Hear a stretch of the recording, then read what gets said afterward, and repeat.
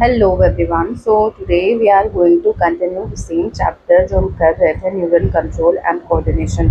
तो आज का जो टॉपिक रहेगा वो है generation and conduction of nerve impulse, कि नर्व इम्पल्स कैसे जनरेट होता है और उसका कंडक्शन मतलब ट्रांसपोर्ट कैसे होता है। ओके, सो जो है न्यूरॉन्स, न्यूरॉन्स क्या है? एक्साइटेबल सेल्स हैं।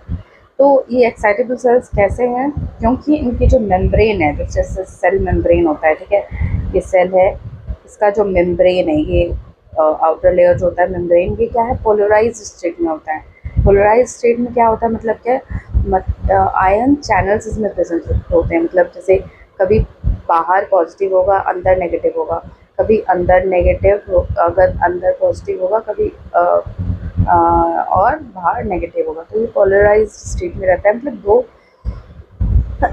Charge system ion channels present होते हैं।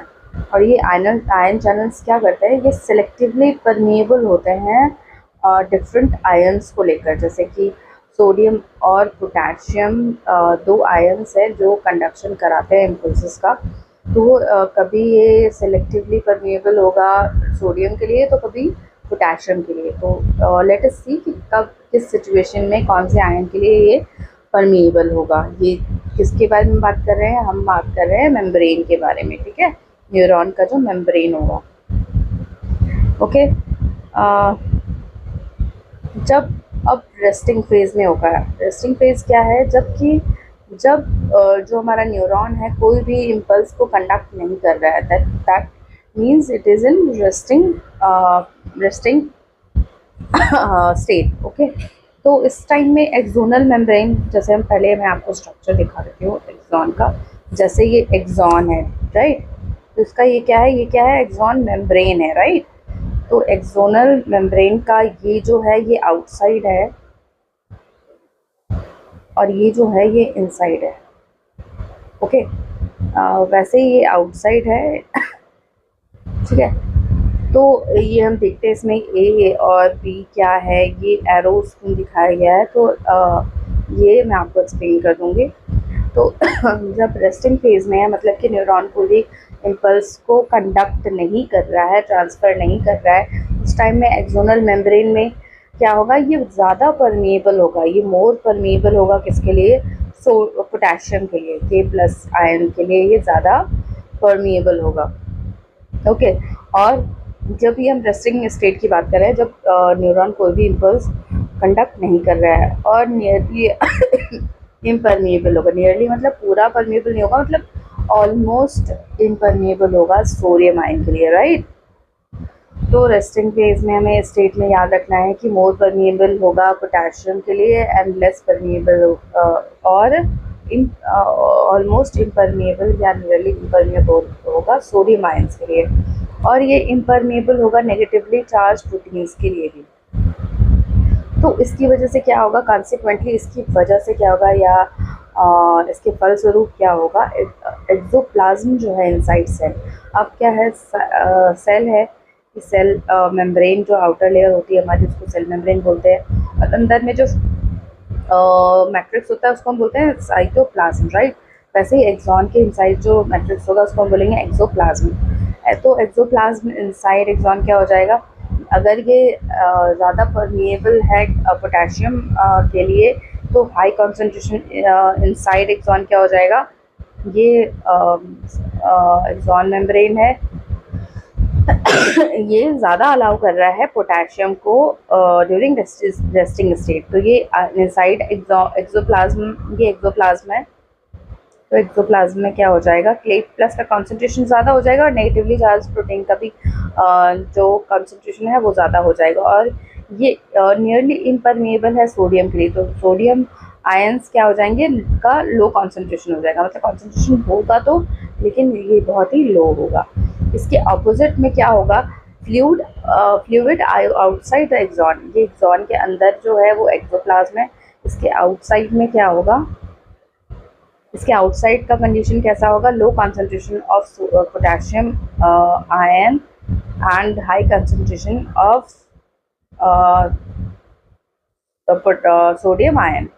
ओके, तो ये एक्सोप्लाज्म है। तो यहाँ पोटेशियम आयन आ गया, ठीक है, और low concentration of sodium ion है। और यहाँ पे जो आउटसाइड जो एक्सोप्लाज्म है उसमें क्या होगा, फ्लूइड आउटसाइड द एक्सॉन क्या होगा, सोडियम का जो कॉन्सेंट्रेशन है वो ज़्यादा होगा। और इसकी वजह से क्या हो जाता है, कॉन्सेंट्रेशन ग्रेडियंट फॉर्म हो जाता है। कॉन्सेंट्रेशन मतलब डिफरेंस इन कॉन्सेंट्रेशन ऑफ जो भी सब्सटेंसेस हैं, ठीक है, आउटसाइड में और इनसाइड में, इसको हम क्या कहते हैं, कॉन्सेंट्रेशन ग्रेडियंट। तो आयनिक ग्रेडियंट अक्रॉस रेस्टिंग मेम्ब्रेन जो होता है, आयनिक ग्रेडियंट यानी ग्रेडियंट ही है ना, हाई कॉन्सेंट्रेशन रेस्टिंग फेज में हाई कॉन्सेंट्रेशन ऑफ पोटेशियम होगा और इनसाइड और outside high concentration of sodium ion होगा। तो ये आयनिक ग्रेडियंट जो रेस्टिंग मेम्ब्रेन में हो रहा है वो कौन मेंटेन करता है, ये एक्टिव आयनिक ट्रांसपोर्ट कहलाता है, सोडियम पोटेशियम पंप वो मेंटेन इसको करता है। तो इसकी वजह से क्या होता है, जो 3Na+ है, ठीक है, 3Na+ आउटवर्ड चले जाते हैं, मतलब बाहर, ये आउट है, ये क्या होगा 3Na+, मतलब सोडियम आयन बाहर चले जाएंगे, और जो ये इनसाइड है यहाँ 2 पोटेशियम आयन अंदर आ जाएगा। ओके, इसकी वजह से क्या होगा, आउटर सरफेस जो होगा वो पॉजिटिव चार्ज होगा, क्योंकि 3 पॉजिटिव चार्ज आ रहे हैं ना, तो ज़्यादा चार्ज है वहाँ पे, तो वो बाहर की साइड क्या हो जाएगा, बाहर आउटसाइड सरफेस में पॉजिटिव चार्ज हो जाएगा, और इनर सरफेस में क्या हो जाएगा, नेगेटिवली चार्ज, क्योंकि कम पॉजिटिव चार्ज है, तो हम इसको क्या बोलेंगे, नेगेटिवली चार्ज है। तो यही जो स्टेट होता है, positive charge on outside and negatively charge on inside, इसी को बोलते हैं पोलराइज स्टेट। तो ये पोलराइज स्टेट में आ जाता है। जो इलेक्ट्रिकल पोटेंशियल, अब रेस्टिंग पोटेंशियल क्या है, जो electrical potential difference across the resting plasma membrane is called resting potential. जो इलेक्ट्रिकल पोटेंशियल डिफरेंस जो हमें दिख रहा है ना आयंस का अक्रॉस रेस्टिंग प्लाज्मा मेम्ब्रेन, इसी को बोलते हैं हम रेस्टिंग पोटेंशियल। अब हम देखते हैं mechanism of generation of nerve impulse and conduction along an axon, कि कैसे क्या मैकेनिज्म है नर्व इम्पल्स का जनरेशन का, और ये किस तरीके से कंडक्ट होता है अलोंग एन एक्सॉन। तो फर्स्ट ऑफ ऑल क्या होता है, स्टिमुलस आता है, ठीक है, when a stimulus is applied at a site, ठीक है,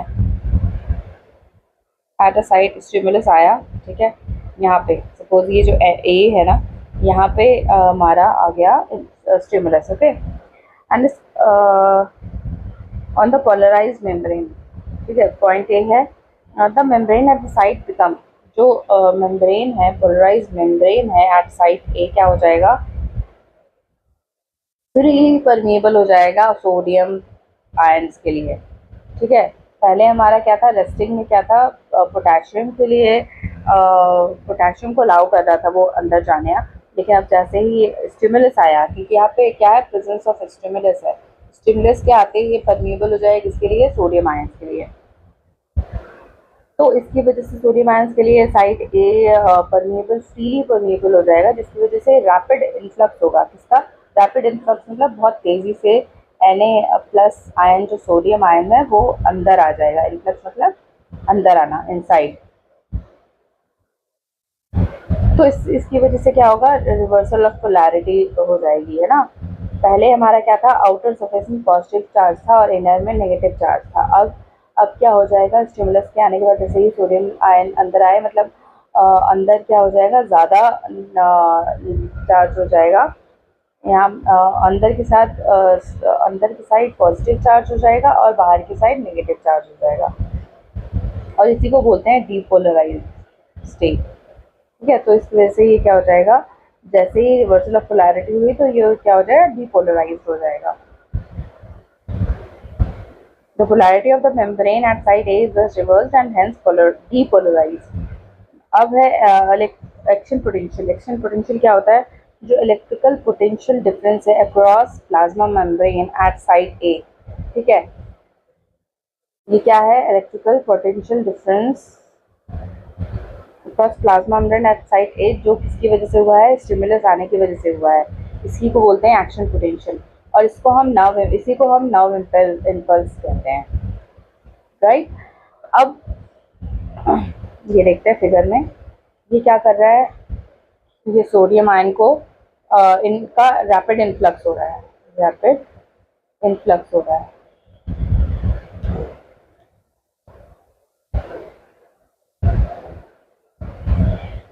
ओके, और साइड बी पे क्या हो जाएगा,